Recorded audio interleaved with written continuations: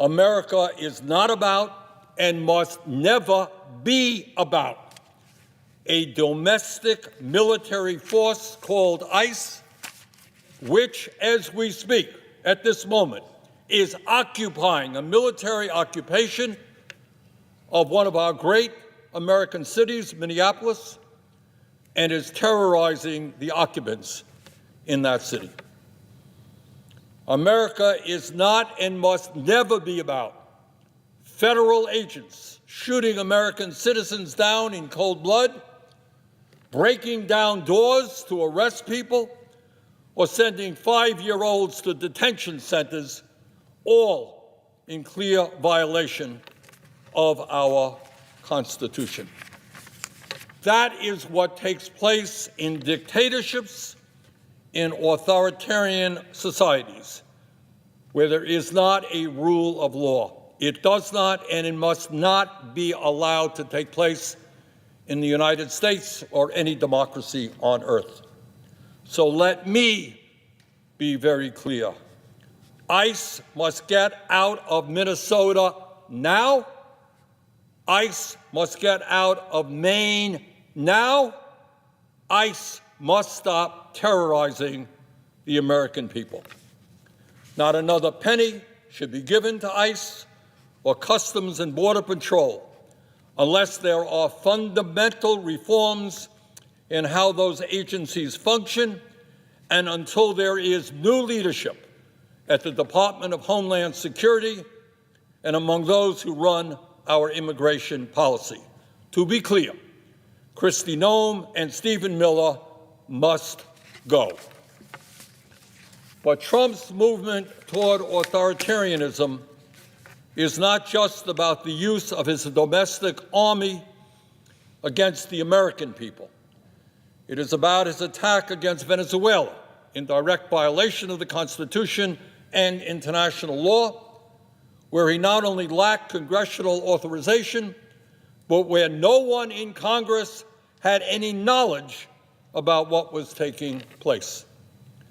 Trump's authoritarianism is about disrupting the 100-plus year alliances we have had with our allies in Europe and insanely threatening to seize Greenland from our longtime ally, Denmark.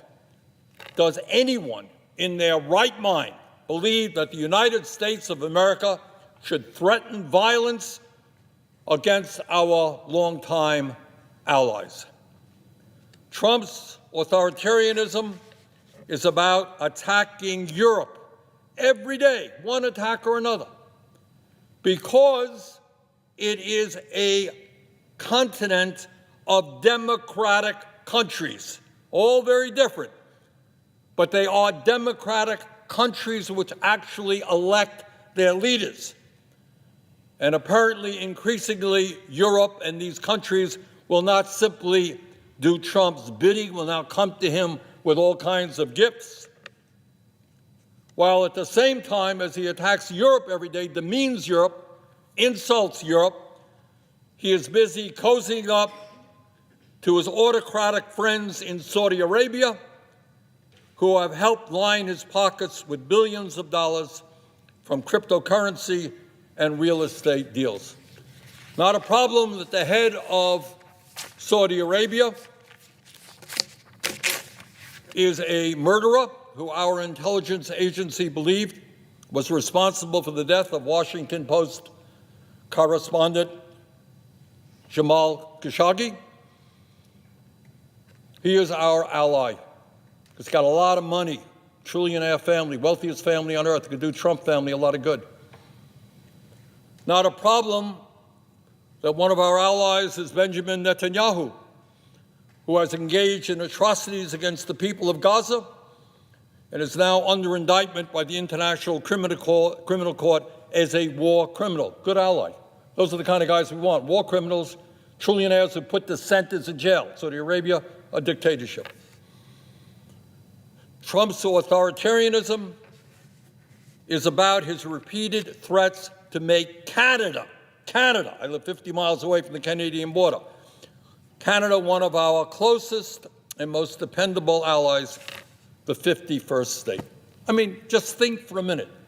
Our allies for decades and decades, close friends, and you go around insulting this country and say you're going to become our 51st state. What world does Trump live in? How does his mind tell him to do that?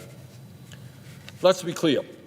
The American people want us to ally ourselves with democracies around the world, not dictatorships, not authoritarian societies.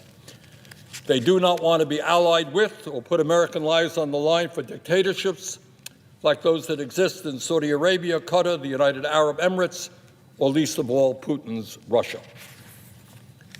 Mr. President, everyone in this chamber, including my Republican colleagues, understands that when Trump usurps the power of Congress, when he attacks the courts, when he threatens and intimidates the media and universities, and perhaps most significantly, when he brings criminal charges against his political opponents, be they liberal Democrats or conservative Republicans, that this man is a danger to everything this country stands for. My Republican colleagues know this, and the time is long overdue for them to begin speaking out against Trump's dangerous movement toward authoritarianism. We can disagree on the issues. We do disagree on the issues. But we should and must agree that this country not move toward an authoritarian society with more and more power in the hands of the President of the United States.